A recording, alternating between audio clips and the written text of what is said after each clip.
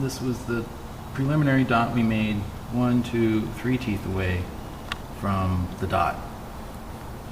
So we're going to count our dots. Horizontal cylinder. So the mark you made is 0, and the number of teeth ends with where the next mark is. 1, 2, 3. So these values are a little bit different. That's normal. And the reason is the drive sprocket is not symmetric between both cylinders. The number of teeth are all symmetric, however it's offset, and the alignment dot is rotated off center. So the numbers are going to be different for everywhere except for coincidentally between the cam marks. They're both 19. That would make a person think that both heads are symmetric, the cams are spaced evenly, and we chose our marks at the same locations lined up with the valve cover. It's really good to keep track of which belt is which and its direction. Coincidentally, the vertical belt has the special dot that's 3 away.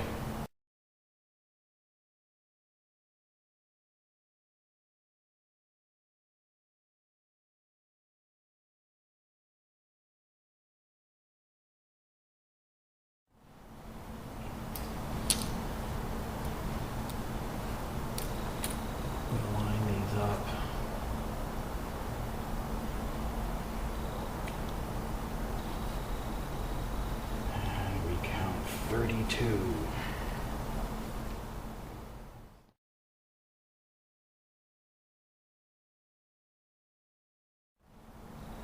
You start off by feeding the belt down to the drive.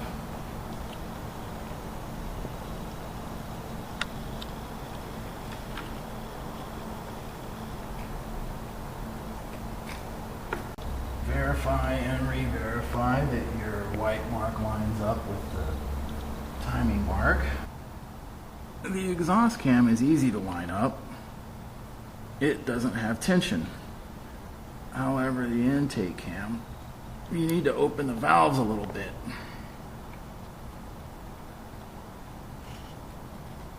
And you have to carefully hold it. Ducati has tools, and some aftermarket vendors as well do sell cam holding tools.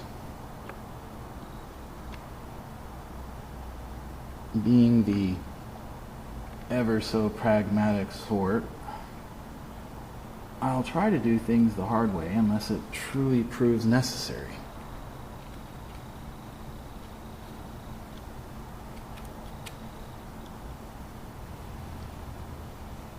Recheck our 3 marks, they're all lined up.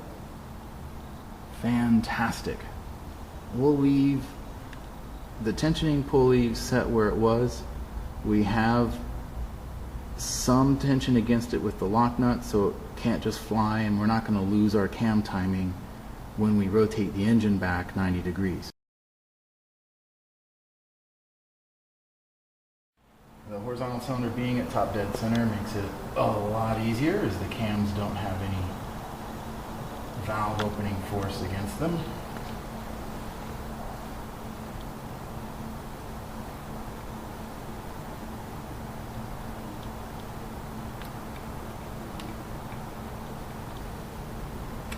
Just took a little bit of patience.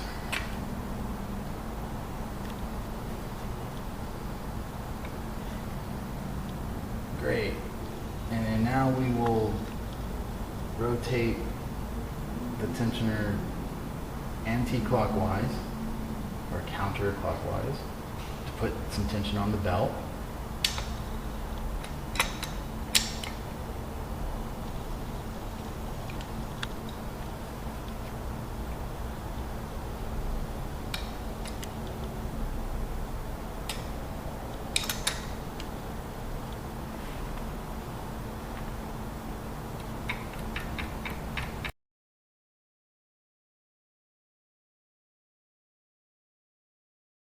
Guitar tuning software works in both Linux and Windows. The Ubuntu operating system, Wine, launches it as a native Windows app. It's best when you use this if you're using natural light in your garage, middle of the day. We're in the shop, we have the lights on, so you're seeing a lot of 60 hertz noise coming from either audibly from the lights or electromagnetically onto our microphone cable. So you have to try to find your 110 hertz through all that.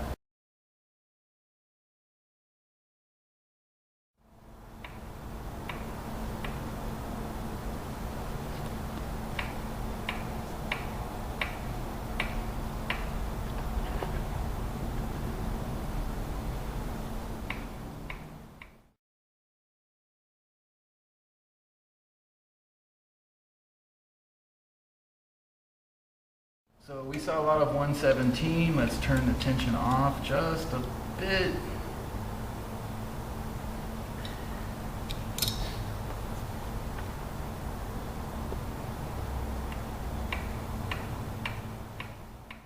$13, 115. Let's set it down just a little bit more. The spec is 110 plus or minus 5 hertz.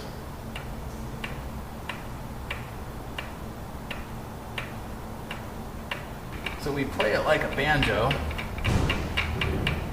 and we saw a couple 109s, a 112, a 113. That's right on. We're going to leave it there. You hold the tensioning pulley still with the large wrench, and then you tighten the lock nut. I actually put just a lot of force on that. I don't use a torque spec. But an 8mm bolt would get 18 foot-pounds. Now let's repeat this exercise for the vertical cylinder.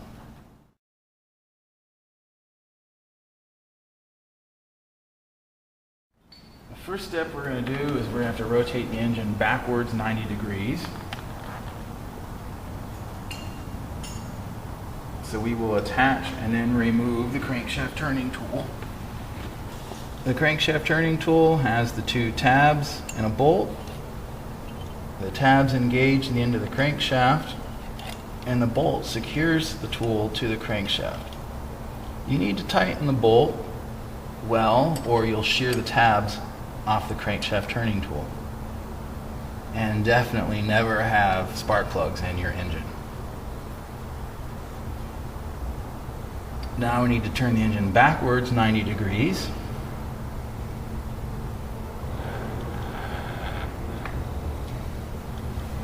We'll check how the cams are aligned. Coincidentally, with the cams lined up perfectly, you'll see it's at top dead center. An alternative method to verify top dead center is you could use a screwdriver. You drop it into the spark plug hole. You go forward and you see it going down. Go back, it goes up, it stalls. That should probably be perfect, and it basically is, and then it starts going back down. So you can use these markings or these teeth orientations on the cams to let you know, help let you know you're at top dead center.